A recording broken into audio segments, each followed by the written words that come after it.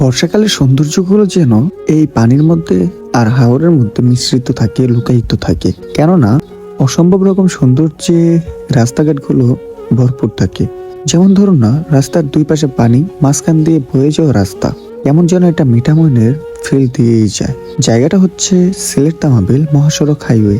এই জায়গাটুকু দুই পাশ দিয়ে পানি ভরপুর, রাস্তার দুই পাশে হাওর গুলো যেন পানিতে থই থই করতেছে। সত্যি বলতে অসম্ভব রকম সৌন্দর্য দিয়ে রাস্তাটাকে ঘিরে রেখেছে দুই পাশের হাওরের পানিগুলা। আর এতটা ভালো লাগার পেছনে যে জিনিসটার হাত রয়েছে সেটা হচ্ছে আজকের ওয়েদার।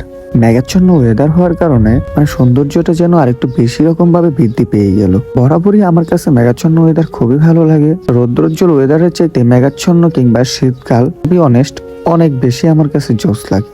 আশেপাশে যেদিকেই তাকাচ্ছি শুধু পানিই দেখা যাচ্ছে। ছোট করে আমি একটু মিঠামইনটাকে মিস করে নিলাম, কারণ মিঠামইনের রাস্তা যেরকম দুই পাশ দিয়ে পানি ভরপুর থাকে, আমাদের সিলেট মহাসড়কের এই রাস্তাটাও মোটামুটি দুই পাশ দিয়ে পানিতে ভরপুর, যার কারণে আমার কেন যেন বারবার মিঠামইনের কথাই মনে পড়ে যাচ্ছে।